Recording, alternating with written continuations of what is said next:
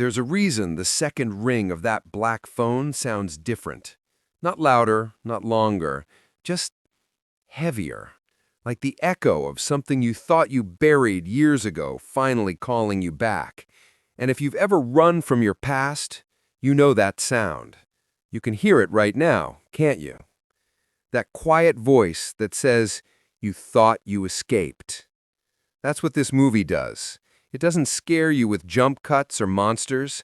It scares you by reminding you that some ghosts don't live in basements. They live inside your head. I walked out of The Black Phone 2 and didn't know if I'd just watched a horror film or a therapy session disguised as one, because this sequel doesn't just resurrect the killer, it resurrects every piece of pain the first movie left behind, like it's saying, "You wanted closure? Here, choke on it." Finney's older now, taller, but still flinching. You can see it in his shoulders, that subtle tension that never really leaves kids who've seen something they shouldn't have. He's the kind of person who laughs too loud at parties because silence feels dangerous. And the movie knows that type. It feeds on that type. There's snow this time, white, endless, and quiet. The kind of quiet that doesn't comfort you. It corners you. Every frame looks like a memory that refuses to melt. The director, Scott Derrickson, knows how to make weather feel like trauma. You can almost smell the cold.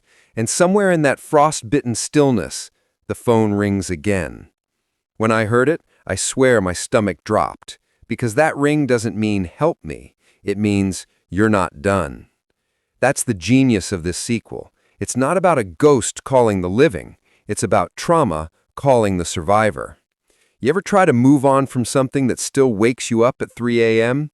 That's this movie's whole heartbeat. The first time we saw the grabber, he was nightmare fuel. Here, he's something worse, familiar. Because that's how real fear works. Not by shocking you, but by becoming routine. The mask, the voice, the sound of the phone, it's all repetition now. It's what survivors of anything know too well. Horror doesn't end when the bad guy dies. It ends when you stop replaying it. And that's the trap. Hinny hasn't. Gwen, the sister, she's the soul of this sequel. Not because she's fearless, but because she's still listening. Her visions aren't miracles. They're curses that look like purpose. Every time she dreams, she bleeds memory. And there's this look she gives, halfway through, eyes half open, jaw shaking, like she's caught between prayer and panic. It's haunting. The movie knows its power isn't in the screams. It's in the silences that follow them. You sit there waiting for a jump scare, and instead you get a slow, steady realization. They're not escaping a killer anymore. They're escaping what's left of him inside them. And maybe that's why the sequel feels colder. Not because it's set in snow, but because it's honest. Because the truth of surviving horror is this. You don't just get rescued, you get ruined, and then you have to learn to live with the ruins. Halfway through there's this scene, no spoilers, where Finney picks up the phone again. And it's not about who's on the other end. It's about who he becomes while he's holding it. His hands don't shake this time. They just grip tighter. Like he finally understands that sometimes the only way out of hell is to talk to the things that built it. The grabber isn't the monster anymore. He's the memory. The real villain is time, the way it lets wounds scab but never quite heal. And that's the beauty of The Black Phone 2. It's less a horror film and more a conversation between who you were and who you're trying to be. It asks, if your past called you today, would you answer? Most of us wouldn't, but Finney does. And the way the film handles that, it's poetic, painful, sometimes almost tender. You can feel Derrickson's personal ghosts behind every frame. The way the camera lingers on small things, a frozen window, a flickering bulb, a single glove half buried in snow, all of it screams nostalgia and guilt in equal measure. Ethan Hawke's return is like hearing thunder you thought was miles away suddenly above your house. He doesn't even need full scenes to dominate. He's more like a shadow stitched into the movie's skin. Every time someone mentions him, the lighting shifts. It's subtle but brilliant. You realize the film itself is scared of him. What's wild is how The Black Phone 2 doesn't try to outdo the first film's violence. It outdoes its heart. It takes what was once survival horror and turns it into spiritual horror, the kind that makes you question whether you ever really survive anything. And then there's that theme running underneath, inheritance.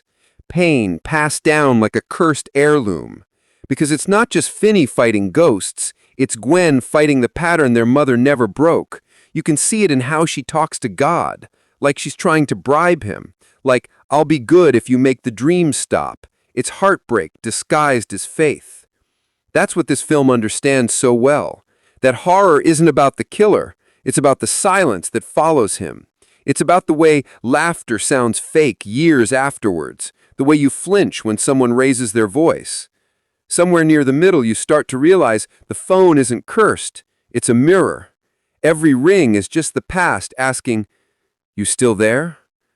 And the way the story answers that question, not with a scream but with a whisper, that's where it hits hardest. You think you're watching a story about revenge, but it's really about release. You think it's about fear, but it's about forgiveness. The ugliest, hardest kind, the one you give yourself. And by the time the credits roll, you don't feel scared. You feel hollow in the best way. Like the movie reached inside you, shook all the dust off your ghosts, and said, "Look, they're still yours, but they don't have to own you." And the strangest thing? You almost start missing the ringing. Because that's how trauma tricks you. It convinces you that chaos is comfort. It's like when silence feels wrong after years of noise.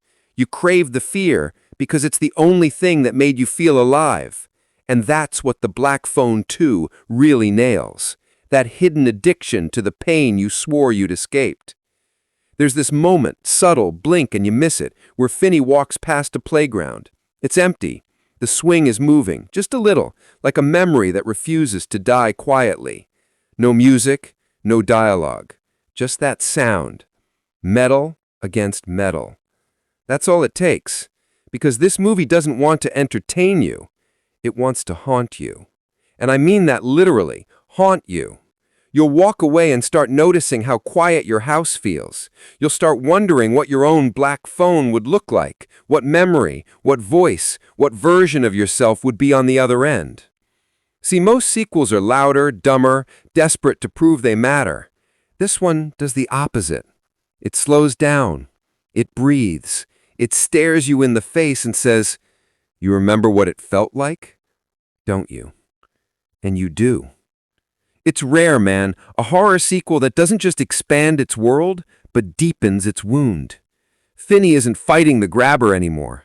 He's fighting the echo. And Ethan Hawke's presence, even when he's not there, it's like the smell of something burned that never leaves your clothes. You can't see it, but you can't pretend it's gone. That's what makes this film so different. It's less about what happens and more about what lingers. Even the snow, that beautiful, relentless snow, feels like guilt made physical. You can bury a body in it, but not a memory. And that's where the movie gets under your skin.